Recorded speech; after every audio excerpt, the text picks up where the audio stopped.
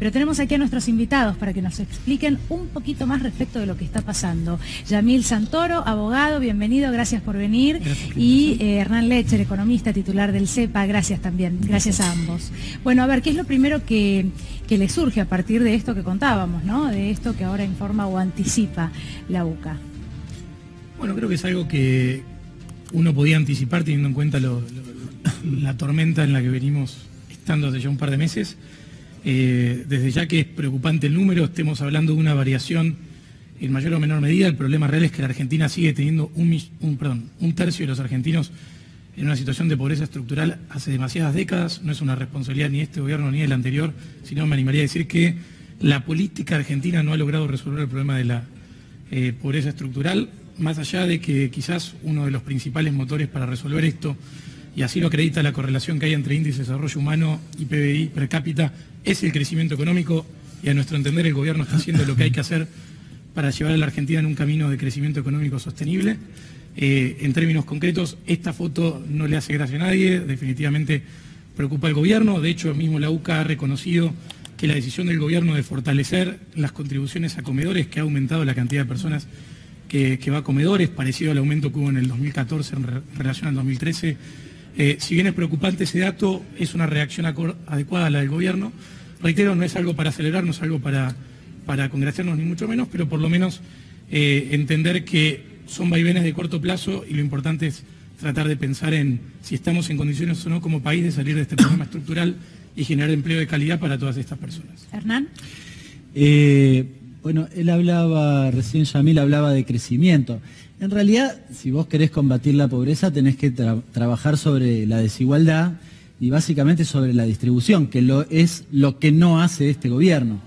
A ver, en realidad lo que dice Salvia o lo que dice la UCA, en principio estimamos, es que va a aumentar la pobreza y hablan de 1,5 millones porque dicen, dentro o cerca de la línea de pobreza, cuando vos ves pobreza por ingreso, estás mirando una línea que es básicamente un gasto, digamos, una línea de gastos, y aquel que tiene ingresos por encima de eso está o es considerado no pobre y el que está por debajo es considerado pobre. Claro, la gente que está cercana a esto, en este escenario que ha pasado en el último tiempo en particular, probablemente su curva de ingresos haya quedado por debajo de la de gastos. Ahora, ¿de quiénes estamos hablando? Estamos hablando de los jubilados, por ejemplo, de la mínima, de los beneficiarios de la asignación universal por hijo, de los trabajadores no registrados. ¿Por qué traigo a colación estos tres segmentos de la sociedad? Y una parte de los trabajadores registrados.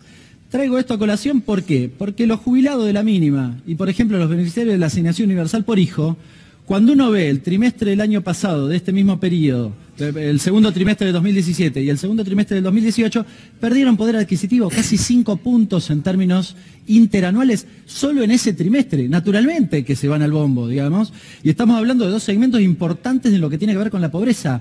Cuando miro los trabajadores no registrados, salió en el día de hoy lo que tiene que ver con el salario, la evolución del salario mínimo vital y móvil. También peor. Perdieron 8% en términos interanuales en ese mismo trimestre. Si lo tiro para atrás, es aún más importante la caída. En el caso de los trabajadores registrados, bueno, ni que hablar. Los salarios aumentando al 15%, con una inflación que en el primer semestre ya es del 16%. Y con paritarias, además, que el gobierno se ha encargado de decir que no va a homologar por encima del 20%. Con lo cual, naturalmente va a aumentar la pobreza. Pero no aumenta porque hace 50 años que es así, que por cierto no es así, sino por las políticas que implementa este gobierno. Porque la movilidad de la asignación universal por hijo y de las jubilaciones la modificó este gobierno. Si no lo hubiese modificado, no les iba tan mal. Lo que tiene que ver con el empleo, digamos, las políticas, ustedes lo mostraban muy bien recién, en las pymes, tiene que ver con las políticas que ha implementado este gobierno. ¿Qué opina? No, a ver, para empezar, en relación a lo que planteaba recién Hernán, los números a los cuales la UCA plantea que estaríamos, yendo son parecidos a los del 2013, por ende, no es que estamos saliendo de una serie histórica muy distinta, digo, estamos en un umbral de pobreza estructural de la Argentina, que nos guste o no, gobierne quien gobierne, está.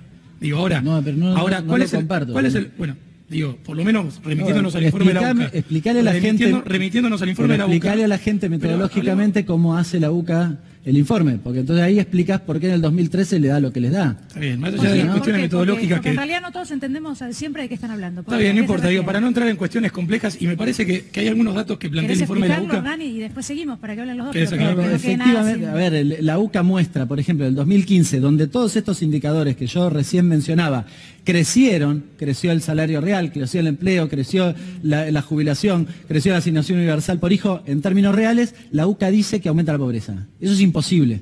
Es absolutamente imposible. Y tiene que ver con la metodología que utiliza, que entre otras cosas la pobreza no se calcula de manera directa, es un poco más técnico, pero se calcula una canasta básica alimentaria, que es la línea de indigencia, e indirectamente se calcula la pobreza, con un coeficiente que se llama inversa de Engel. El coeficiente que utiliza Salvia es fijo, con lo cual acá aumentaron los servicios de manera fenomenal y no cambia nada. Ese coeficiente sigue siendo lo mismo. O sea, vos gastabas lo mismo de servicio en el 2015 que ahora.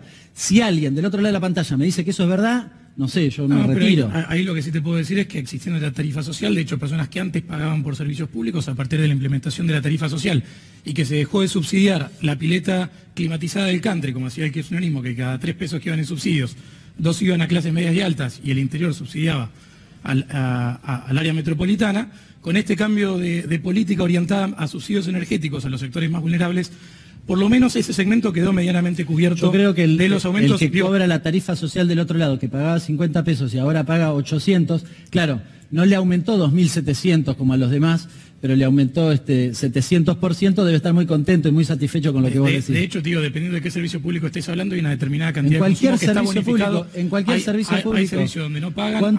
No, eso es mentira. La tarifa social. Pagan la distribución, ¿Cuánto no aumentó, Yamil? ¿Cuánto aumentó? Decir, pero ahora, decirle al que está del otro lado. Vamos a hablar de la cuestión del informe de la UCA, que me parece que es en realidad la cuestión preocupante. Y creo que hay otros datos que surgen del informe que son más preocupantes y que creo que tiene que ver de vuelta con este problema de la transversalidad de las políticas públicas. El informe releva, por ejemplo, que el 40% de los pibes nunca leyó un libro. Digo, nunca leyó un libro en el macrismo, nunca leyó un libro en el kirchnerismo, nunca leyó un libro.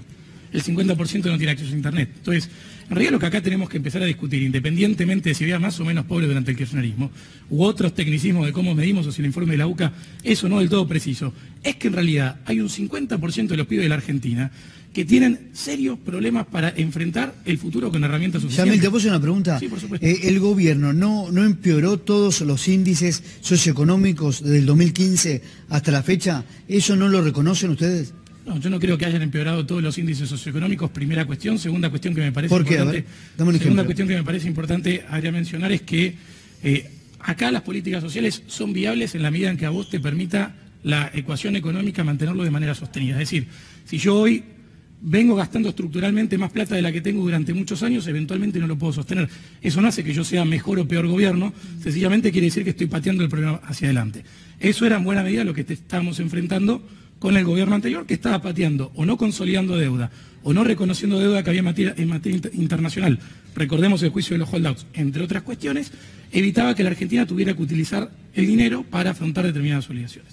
Ahora, siendo que ya cambió el contexto internacional, tuvimos que salir a reconocer las deudas que teníamos, cambiaron las condiciones en materia de los términos del intercambio, es decir, qué tan viable era para la Argentina exportar contra importar, se cayeron las de Jai, digo, para no confundir a la gente que nos está viendo, se le complicó el panorama internacional a la Argentina y no nos quedó mucho más margen para seguir financiando la fiesta populista que de vuelta, de cada 3 pesos de subsidios energéticos, 2 iban a la pileta climatizada. Pero Yamil, perdón, sí. Vos comenzabas hablando de tormenta, ¿no? Yo Sí. te lo iba a preguntar en ese momento. Ahora hablas del panorama internacional, pero en realidad, ¿no crees que esto tuvo que ver concretamente con decisiones Yo que creo fueron que hubo tomadas?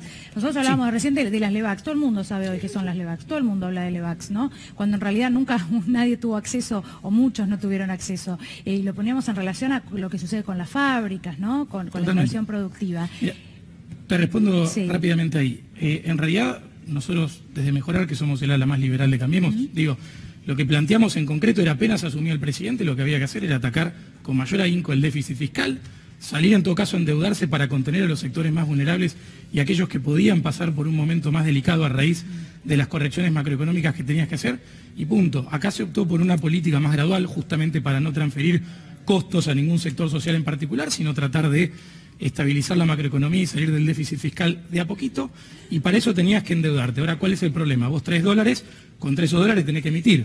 Ahora, para que esos dólares esos pesos que emitís no se te vayan en inflación, los tenías que recuperar de alguna manera. Esa manera de las LEVAX. Con lo cual se terminó armando una suerte de bola de nieve, que varios anticipamos, digo, liberales, mismo Hernán lo ha planteado en distintos programas, Nobleza Obliga, hay que reconocerlo. Ahora, la verdad es que era o endeudamiento o ajuste. Digo, no había mucha más cuestión para plantear. Digo, y ahí hay que ser Pero francos. eso fue endeudamiento y ajuste, las dos cosas. Sí, ¿no? pero una velocidad de ajuste muchísimo más baja de la que tendría que haber sido, por supuesto. Hernán. No, a ver, justamente, me parece que este es el eje central al final, digamos. La verdad que Yamil, o su mirada, la mirada liberal que plantean, dicen que el ajuste no fue suficiente, con lo cual, dicho de otro modo, bueno, no nos metieron la mano en el bolsillo lo suficiente, digamos, y el ajuste no fue lo feroz que debería haber sido. Efectivamente, el resultado que se expresa en todo caso en el indicador de la pobreza, en los indicadores de empleo, etcétera, etcétera, están relacionados indefectiblemente con la política que ha aplicado Macri. Él plantea la cuestión fiscal. Ahora, ¿para qué hizo el macrismo la eliminación y reducción de las retenciones? Casi eliminación de los bienes personales, casi eliminación de los impuestos a los autos de alta gama, la reducción de la alícuota del impuesto a las ganancias y la reducción de lo que tiene que ver con las contribuciones patronales. Si vos tenés un problema fiscal, jamás se te ocurriría eso, porque además lo que dicen los liberales es que eso genera mayor actividad, cosa que está harto demostrado históricamente, pero además en este mismo periodo, sí, que no ha pasado nada, al contrario, la actividad económica es peor con todas estas políticas que lo que estaba antes. Yamil levanta la mano porque sí, es muy dos cositas, porque pero es como interesante siempre, que debatan. Me parece que no, que ser respetuoso para que puedas tener la idea. Hablamos antes del informe del tema de los frigoríficos.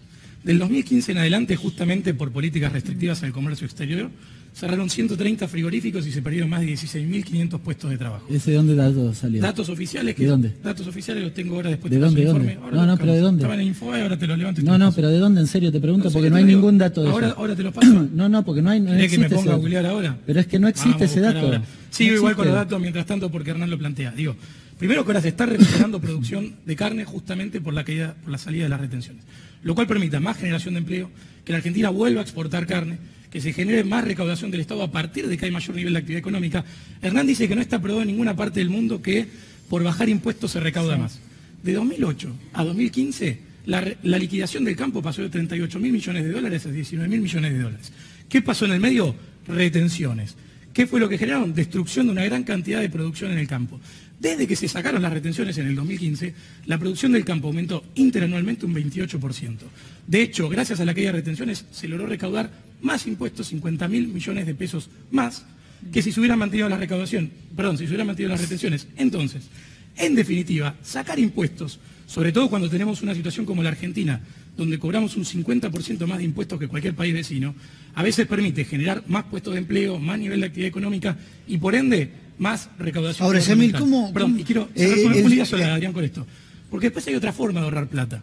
El promedio que se pagó desde el Estado por tonelada de asfalto entre el 2008 y el 2015 fueron 88.100 pesos a valores constantes. 2017 de Macri, 57.100 pesos. ¿Qué hubo en el medio? No, pero vos, licitaciones transparentes, Yamil, discúlpame. No hubo coimas. Digo, la corrupción también es una manera de te voy a hacer una pregunta. La plata. ¿Cuál es la percepción que el gobierno tiene de la sociedad? Vos vinís acá, está todo muy perfecto, das datos, pero el presidente cuando habla, y lo he dicho esta semana, no transmite la vivencia de la gente. Vos das datos, y cuando vos salís a la calle, te encontrás... Yo salgo a la calle, Adrián. Bueno, ¿y con quién te encontrás? A ver. Y yo te lo digo, yo me crié en Lanús, nací en los monoblocs de Lugano, digo... ¿Y qué estás viendo hoy? Y lo que te digo es, indudablemente hay una caída del consumo, indudablemente hay sectores y sobre todo los más vulnerables que están pasando por un momento difícil.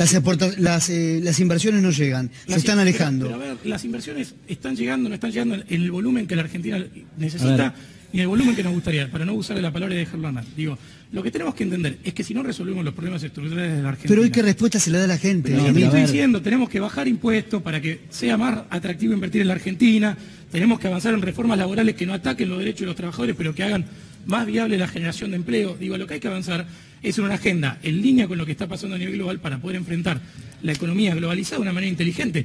Si seguimos tratando de imponerle las condiciones ideales de la Argentina al resto del mundo, nos va a pasar, gane Mauricio, Del Caño, Hernán o quien sea, que van a invertir a otro país. ¿Hernán? Las inversiones, la verdad que bajaron los impuestos y no llegaron. La inversión extranjera directa, que supuestamente los países extranjeros y las empresas extranjeras tanto les preocupaba, en el 2017 tuvo exactamente el mismo valor, 10.500 millones de dólares, que hubo en el 2015, con lo cual no hubo ninguna inversión. Esto está clarísimo. Lo que pasa es que los indicadores... ¿El 2015 no hubo inversión? Sí, exacto, pero bueno, es el mismo valor, es el mismo valor. En el 2016 ni lo comparemos porque eran 500 millones, con lo cual un desastre.